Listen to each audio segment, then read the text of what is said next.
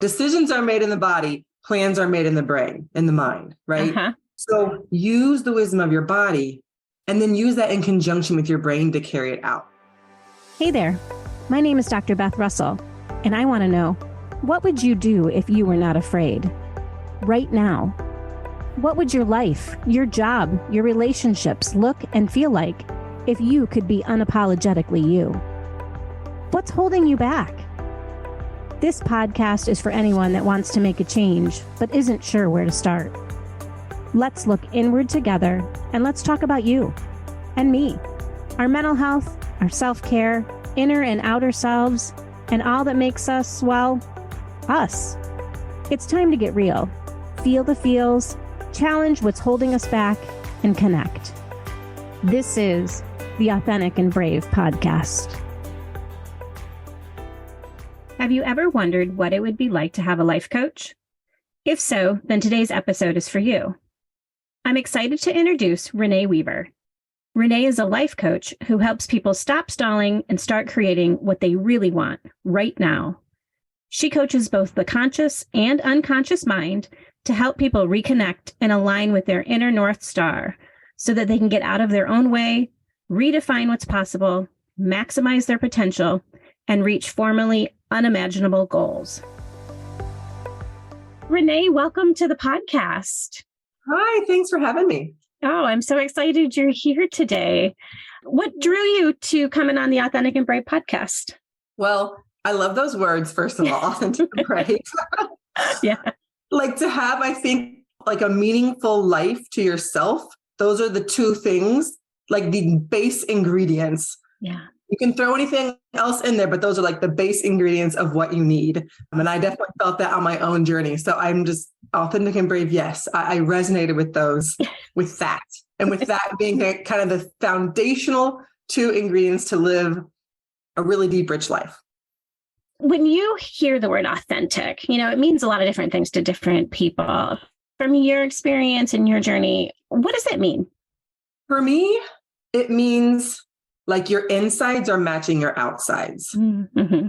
So to explain what I mean there a little more, on my journey, I had gone to grad school to become a school psychologist. I had been working in that position as a school psychologist for 10 years. I was living a life, a personal life, so outside of work that felt wonderful. Mm-hmm. And in that life, I felt like I'm doing my insides match my outside. So how I feel on the inside, my values, how I want to be living, it matches what it looks like on the outside, how it's coming out in action. Mm-hmm. But for my professional life, it's like, I should be enjoying this. This should be right. I mean, I went to grad school for it. There were all these reasons, I've done all the right, quote unquote, things. I followed the path that we're supposed to, quote unquote, follow. But on the inside, I did not feel aligned. I didn't feel congruent. I didn't feel right. Like something just felt off. Mm-hmm. So for me, it was like to get to that place of my insides matching my outsides, to get to that place of authenticity. I mean, I heard the voice. When you know what that feels like, you hear it. Yeah. You feel that nudging, you feel that pulling. So it's not just hearing it. That's easy to do. I mean, you can ignore it, but it's saying, okay, now I'm going to actually do something about this. Yeah. So I'm going to get authentic in the fact that like, I hear it and then I'm going to do something so that actually what I'm feeling inside is no longer in incongruence with what I'm feeling outside in my professional work. Does that make sense? Oh, very much so. Very much so. I love what you said a second ago. You said you can hear it and you can feel it, but you can ignore it. Oh, yeah. I ignored it for 10 years. And I think that's true for a lot. Yes. Oh, it just feels like total crap. Absolutely. Mm-hmm. Yeah. Like you were going to say, it's true. So many people, and I think often, like for my journey in particular, I feel like is a lot of people can resonate with or relate to, because you go to college, then you go to grad school, you get the degree, and then you go do the job. Yeah. Well, why would you ever leave that job? Like you just wouldn't do that. It's not, it's not safe. It's not responsible. Like, why would you leave a good paying job with benefits and all these things? You just don't do that. And so it's like, well, I guess what I do is then just push down this feeling because I don't want to be irresponsible. I don't want to, it's almost like these stories that you can tell yourself. It's like, well, I've done everything to get here. And if I leave this, it's just into the great unknown. And that feels so scary that it feels safer to just push down and ignore that feeling, which is crazy because it's a horrible feeling. Yes. Anyone that's felt it knows it's a horrible feeling, but you can trick your brain into thinking that it's safer to just push it down and stay like that versus quote unquote, take a leap or move through the discomfort to see, is that thought actually true? Is it actually safer for me and my one life or not? Partly what you're talking about, there's so many judgments from other people, but really it's the judgments you hold about yourself. And this idea that, because a lot of people will look at you, you go to school, you get the job, right? And everyone goes, oh, I want to be like you. Oh, that's so awesome. That's so amazing. You must love everything about it. Like you've achieved your goals, period. You're done. And then we take that in and our mindset goes, why would I ever give this up? I'm unhappy. I'm not following it, but I'm doing what I'm supposed to do versus asking and taking the time to say, well, what do I really want to do? How do I really live in that alignment? Yeah. And it's a good point. So many of my clients and myself too, then it starts with, you feel it on the inside, but then you do have that looking outward of what would they think? Like no one else is doing this. This would be crazy. And then you use that to color your own, as you start to look inward, you hold on to that and you use that to shape your decision-making and how you move forward. And so a big part of it is being able to say, if I were to drop what I think other people are thinking, which first of all, no one else is really thinking about us. Like we're really thinking about ourselves. No one else cares. But right. It feels like they are. So if you were just, let me play with this. Let me just do a little exercise. Like if I actually believed, or if I could believe for a moment that no one else cares what the heck I do, like if they really aren't thinking about me, and let that fall away. And then I just kind of turn the spotlight inward towards myself.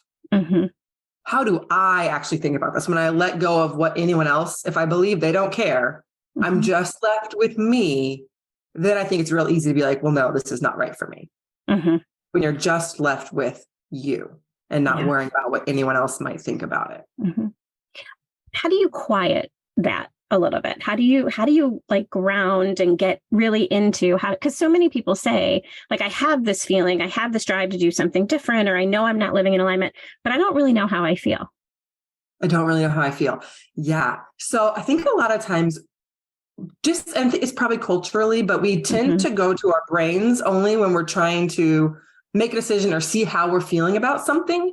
And our brains are very powerful and they can help plan and execute amazing feats. But we have so much more wisdom inside us that's available to us to help make decisions and see where we really are.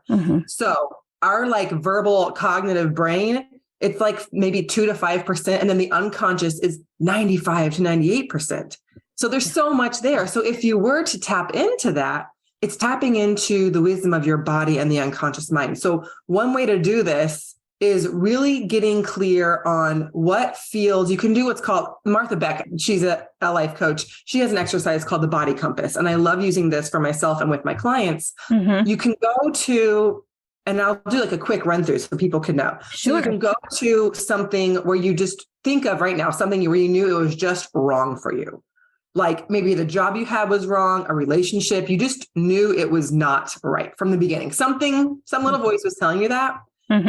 And I guess I won't walk through the whole thing here, but once you have that in mind, take a deep breath and close your eyes and really just feel in your body what that felt like. So go to your head, go to your throat, go to your chest, go to your belly, go to your legs, your arms, your gut, your heart.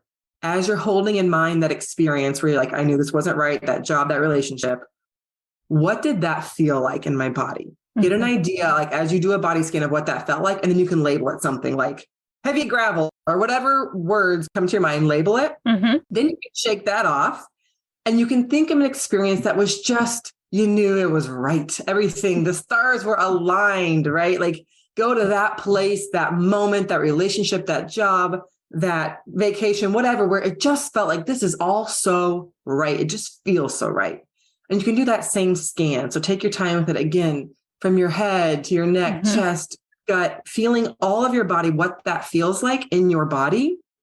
And again, you can give that a name like, dancing sunshine, whatever it is for you that feels like. Mhm. And then you can put them on a scale of kind of a happy scale, -10 to +10. Mhm. So the first one that didn't feel good would be your -10.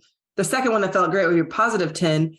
And you can use that metric then in your life. So you can start with easy things. A lot of us, I always see people asking other people at restaurants, what should I order, this or this or this? Yeah. Try it with something easy like that first, right? Mhm. Versus like, should I stay in this job or should I leave this relationship? Try it with easy things. So just be like, okay, the salad or the wrap, what do I want? I don't know. Let me drop in. May sound silly, but you will notice a difference and give it a number. Is that a 2 or a 5? Go with the 5, right? And you can use that information that your body is giving you in addition to what your cognitive brain can give you when you're making decisions. If it's a -2, don't do that thing, right? Your body has lots of wisdom and you can use it in conjunction. There's a saying I love, and it's decisions are made in the body, plans are made in the brain, in the mind, right? So use the wisdom of your body and then use that in conjunction with your brain to carry it out. So I would really implore your listeners to really start to use that tool because, like I said, so many of us are just using just such a small portion of what's available to us. Yeah. You can drop in and be like, okay, how does this feel?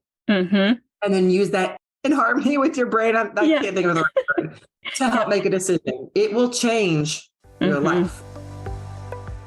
Are you a therapist looking to grow your practice and help more people in need? Look no further than Headway. Headway is the leading therapy referral platform that connects individuals with top-rated therapists in their area. By joining the Headway network, you'll have access to a steady stream of new clients who are seeking the help and support that you provide.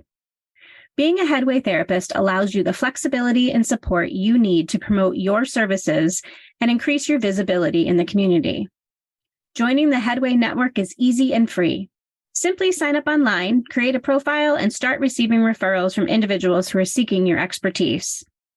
Head on over to www.authenticandbrave.com/Headway to get started today. You know, it's so interesting to listen to what you're sharing because I think so often we defer to other people without even like recognizing we're doing it. Like you said, your example of, asking the waiter, well, what do you like to eat? When really, they may like completely different things, but we look to other people to be experts in how we feel or to validate what's going on. And so that scale really will help move. Again, you're honoring what you're thinking, but it moves to a body knowing of what do I want? What would feel good? What would taste good? What do I want?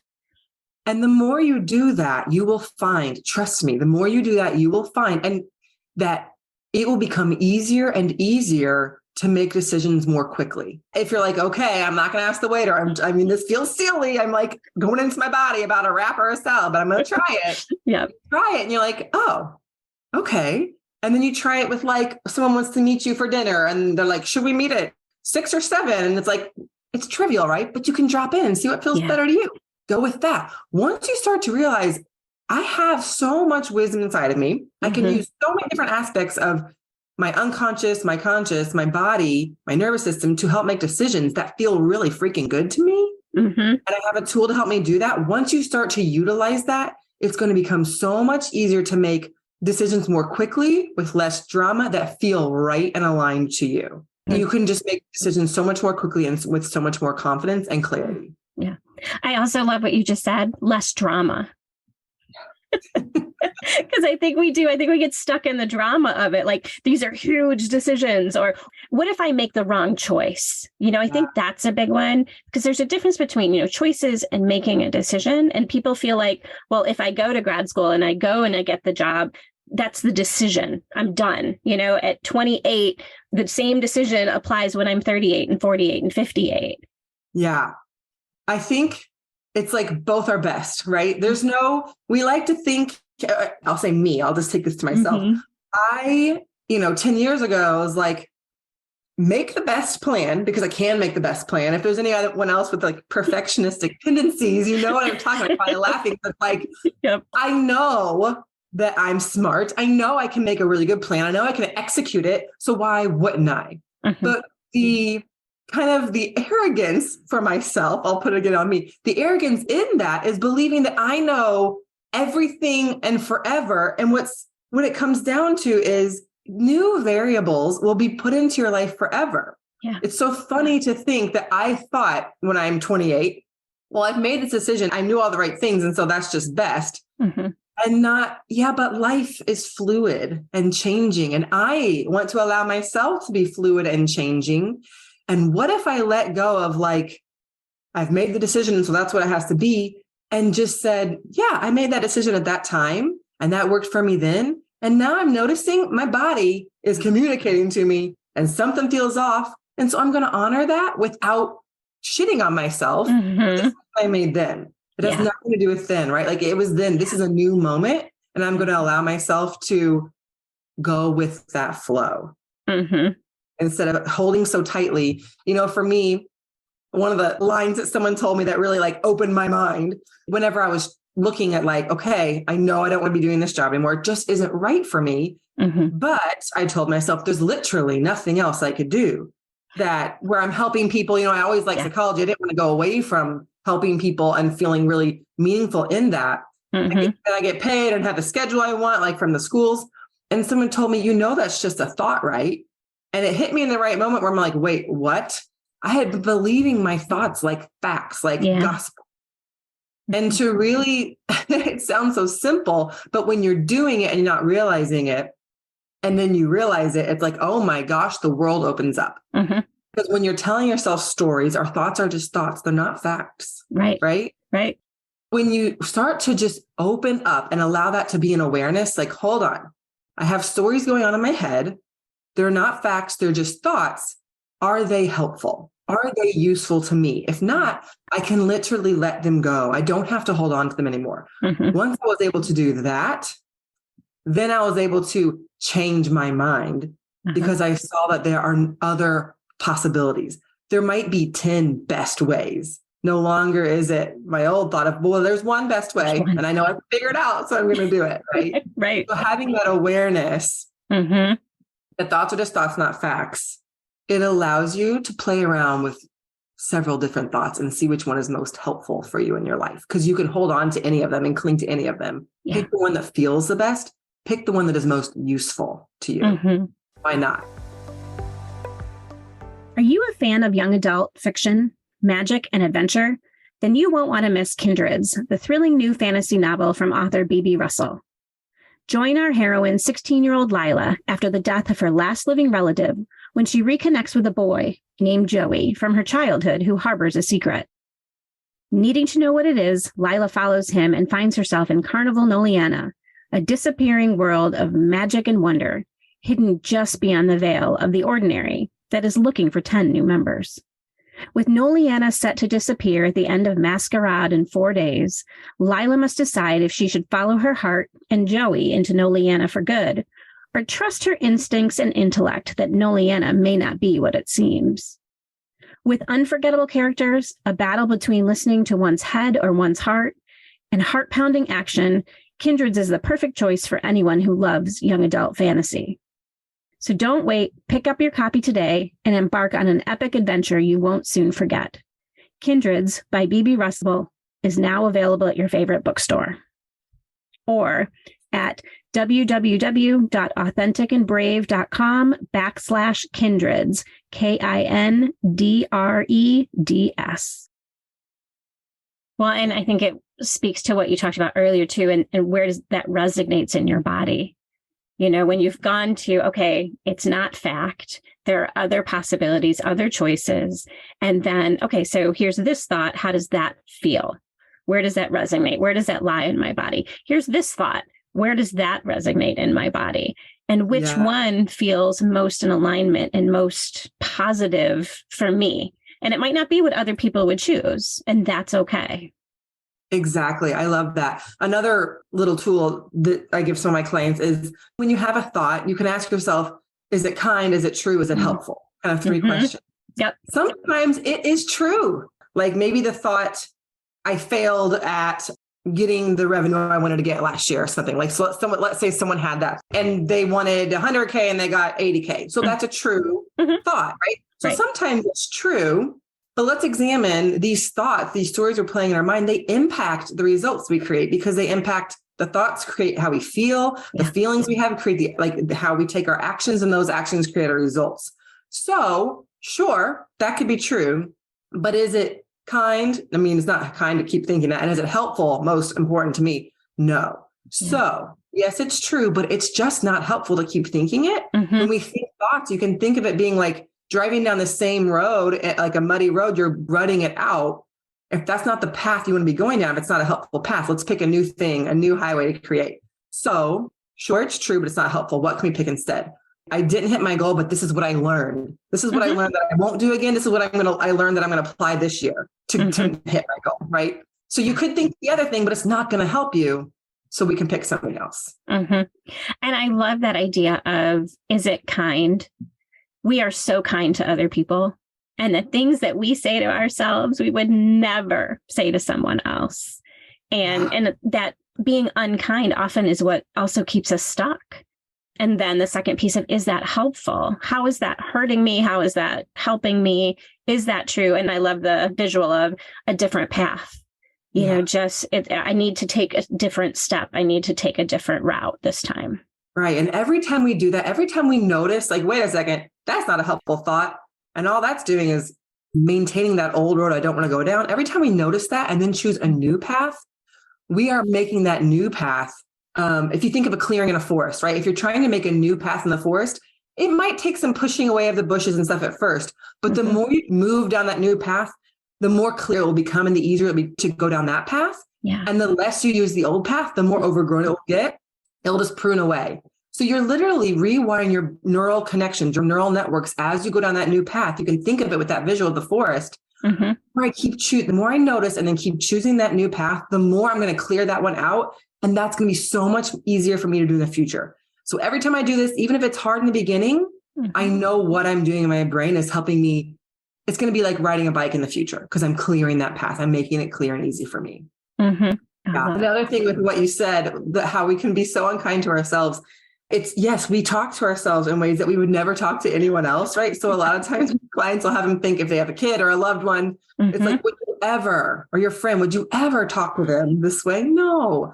And not beating yourself up for doing that, but just noticing it. And then, okay, if I was talking to my child or my best friend, how would I talk to them? Right? Because the words we use with others and with ourselves, it doesn't just convey meaning, it shapes it. So even if it's just an internal dialogue, if it's always criticism, it's shaping how we feel about ourselves. So we can turn that around to compassion. One tool I'll share with people that can be helpful for changing thoughts, because may as well pick ones that help you, because they're all just things we're making up in our brain anyways, is the acronym ASS. That's just what it was, ASS. So first, you just have awareness that you're having a thought, like, oh, this is a thought. Is it helpful or not? If it's not, you want to have self-compassion. So instead of beating yourself up, why am I doing this again? Oh my gosh, I learned this and I'm still doing it. I can't, and I'm never going to get this right. That's not helpful.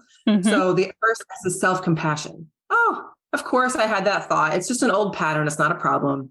Of course, right? Just bringing in some compassion. And the next S would be shifting. So what thought can I shift to that will be more helpful? That will be also could be true. I love that. And most people can remember that acronym. Give yourself some ass. Give yourself some ass. I love that. I love that. Well, this has been amazing. I mean, I think we could probably go on and talk more. How can listeners find you? I will link all of your information, but also just as they're listening. Yes. Instagram is where I hang out the most. So that's at Renee Weaver _, ReneeWeaver_. I have a website, reneeweaver.com. I'm on Facebook at Renee Weaver. But Instagram is the best place to find me right now. Yeah. Awesome. I love it. Thank you so much for being on the podcast. Thank you for having me. It's been a lot of fun. It has. Thank you so much for listening to the Authentic and Brave podcast. I want to remind our listeners that the content of this podcast is not a substitute for professional therapy or medical advice. The information shared in this podcast is for educational and entertainment purposes only. If you are experiencing mental health issue or any other medical concern, we strongly encourage you to seek help from a licensed professional. The National Alliance on Mental Illness, also called NAMI helpline, is a great resource and can be reached at 1-800-950-NAMI or 1-800-950-6264. Thanks so much for tuning into the Authentic and Brave podcast. If you want more, head over to the authenticandbravepodcast.com for show notes and sign up for the mailing list so you'll never miss an episode. If you're looking for inspiration, connection, and people like you and me, be sure to join my exclusive community on Facebook. The link's waiting for you at authenticandbravepodcast.com. This is Dr. Beth Russell signing off. See you next time.